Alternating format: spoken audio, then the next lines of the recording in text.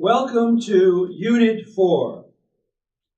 Last time we reviewed the third part of the Republic, how to become just, right, and immortal, and also relationships and the recognition meditation. Today's topics are 1. The conclusion of the third part of the Republic, the 5 philosophical studies which activate our reason and enable us to see the truth, the good, and 2, Nietzsche and Negative Postmodernity, and a summary of the history of philosophy. Okay, 1.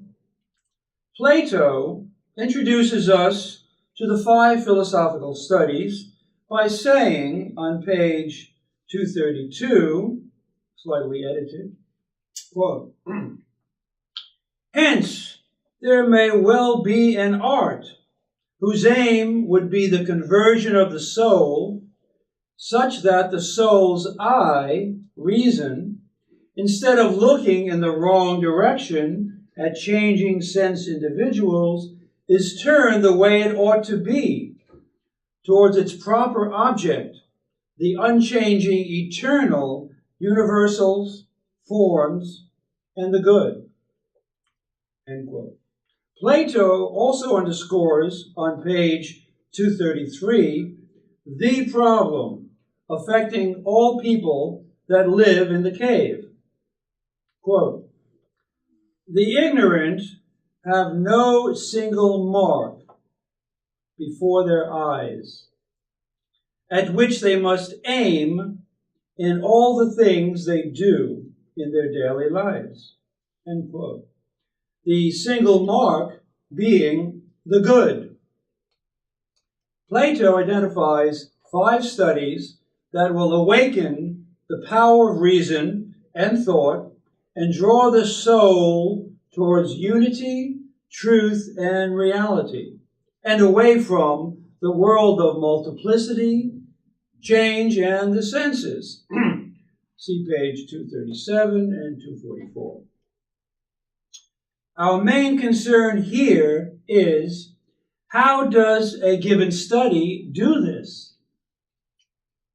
Briefly, first, arithmetic, the study of number, which is based on the 1, 1, 2, 3. Very simply, the pure 1, which is absolutely 1 and not many, can be seen or conceived only by reason and not by your senses, which only see things which are many, not 1, which have fronts, backs, sides, etc. Also, arithmetical truths such as the square root of 9 equals 3 are eternal and unchanging, to contemplate which take you immediately out of the sense world and into the timeless region of reality. Second, geometry, the study of plane figures, such as the triangle and their properties. Quote, "The shortest distance between 2 points is a straight line. This is an eternal truth, to grasp which you must consult your reason. There are no absolutely straight lines in the sense world. The same is true of the Pythagorean theorem, a squared plus b squared equals c squared.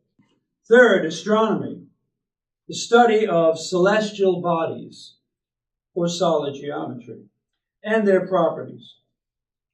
The celestial bodies are based on the form of the sphere, whose mathematical properties are eternally true, and which is perfect from every angle, which cannot be said of the actual sun, moons, and planets of, for example, our own solar system. Fourth, harmonics, the study of the numerical ratios of musical notes, all physical or sense sounds of musical harmony are based on eternal numerical ratios. Physical sounds or notes just approximate these. For example, the octaves ratio of 2 to 1, and are temporal, existing only for a brief time interval. You must use your reason to contemplate these eternal, unchanging ratios. Finally, dialectic, the most important study, which is reason's unique way of reaching the truth through the Socratic method of question and answer, that is, the thinking and contemplating of unchanging forms, universals, or concepts. The word dialectic itself comes from dia, meaning through, as in diameter, the measure taken through the center of a circle, and legein, meaning to gather up, to gather together, which is also the root of the Greek logos, meaning reason, that which rules the mind, and whose sole purpose is, quote, to gather or bring together the many sense individuals into one form, one concept, one universal. In this regard, compare Einstein, who spent the last years of his life looking for the unified field theory which would reduce or bring together the four forces of nature, the nuclear weak and strong force, electromagnetism, and gravity, into a single force. So, dialectic means seeking and acquiring the truth through dia, reason or thought, legein. That is, thought's, reason's activity of gathering the many into one, as we've just done in the Republic with regard to justice. Okay, 2, Nietzsche and Negative Postmodernity. Now, in addition to reading the relevant sections of the Jedi Handbook and NWKF, and viewing the PowerPoint presentation in C Notes, be sure to see the voiceover video on the history of philosophy in D videos. The first question is, according to the Jedi history of philosophy, from modern to the postmodern world, given that the goal of history, absolute science, the knowledge of the Force, was achieved in the modern period, what is the purpose of the postmodern period of history, negative and positive? The answer in brief is this. We have seen, and this is the thesis of the course, that history and the history of philosophy has reached closure in the modern period with the discovery of absolute knowledge and absolute science by Descartes, Kant, Fichte, Schelling, and Hegel, and thus making possible the advent of what religion calls the kingdom of God on earth, in the here and now. However, at this end of the modern period, only 4 persons, that is, philosophers, know about this. Hence, the only purpose postmodern history can have is to bring or educate the rest of humanity into this knowledge and its incredible benefits and blessings.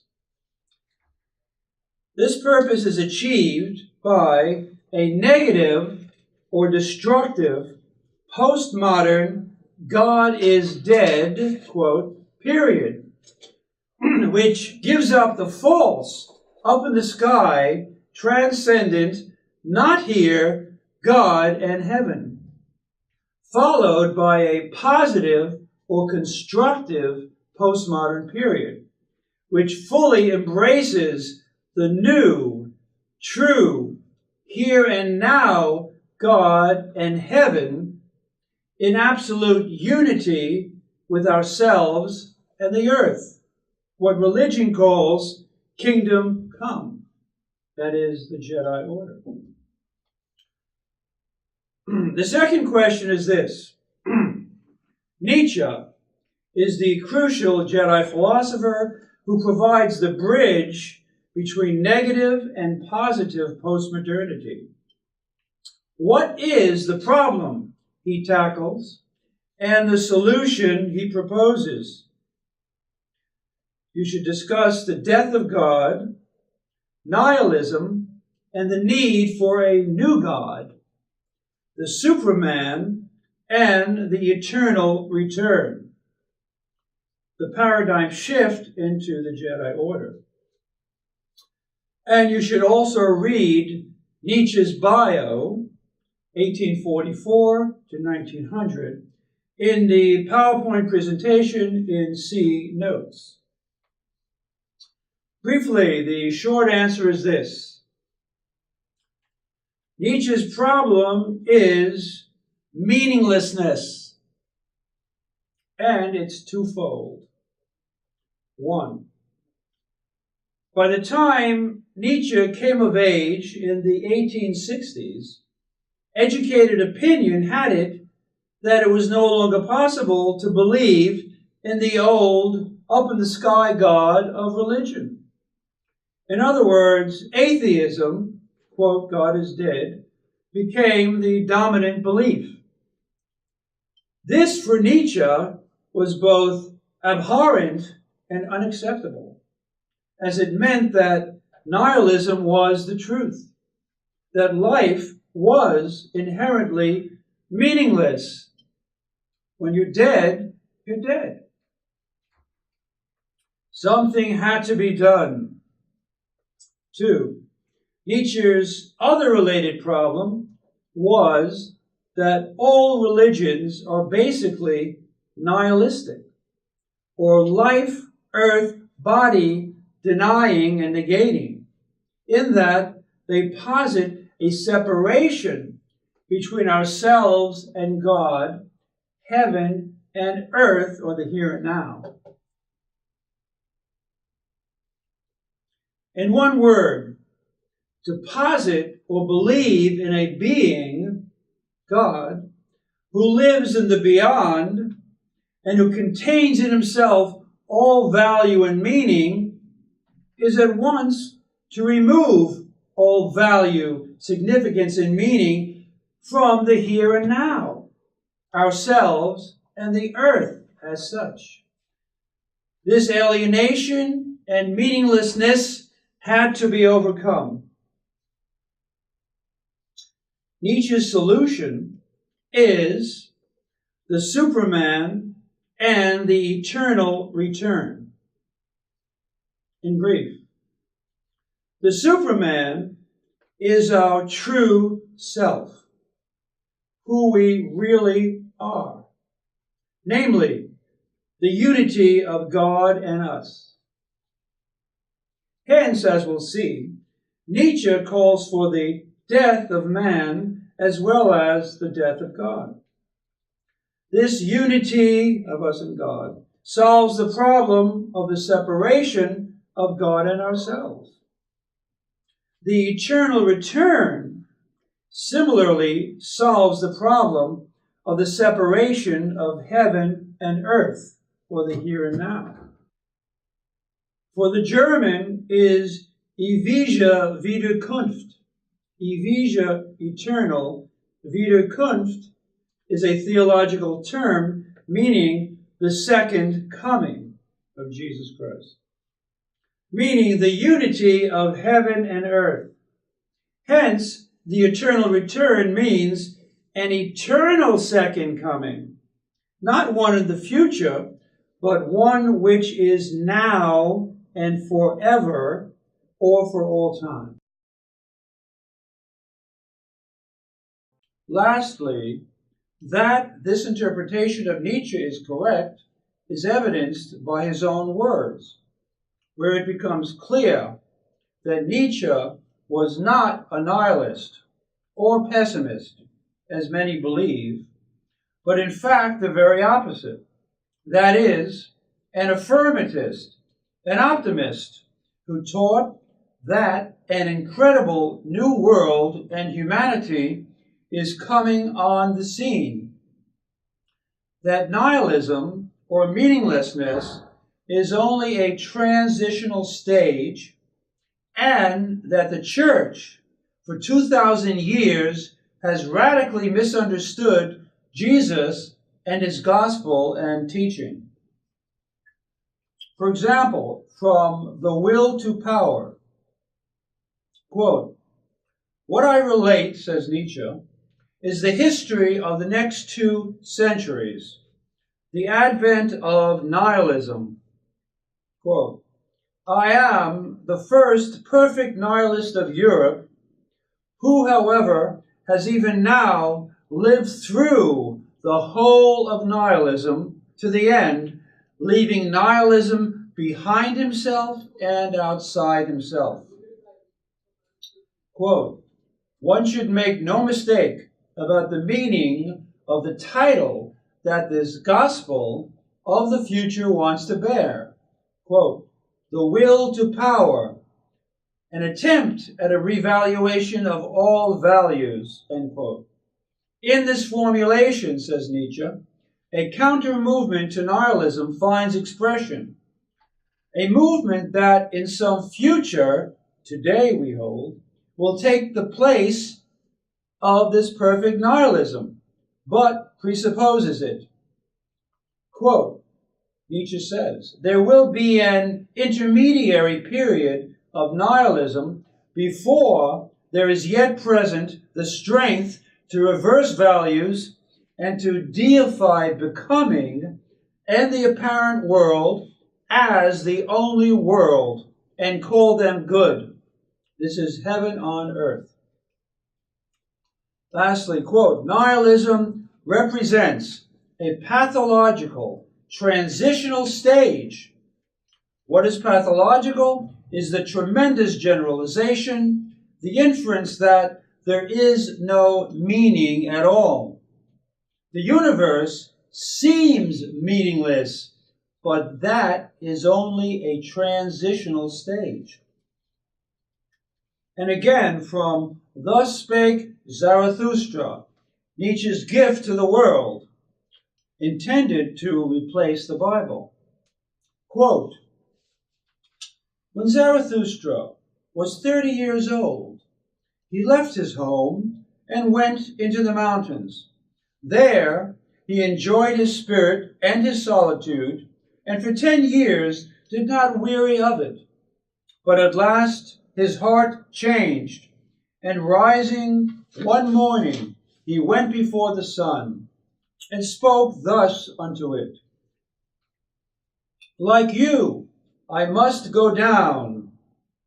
Bless the cup that is about to overflow, that the water may flow golden out of it, and carry everywhere the reflection of thy bliss.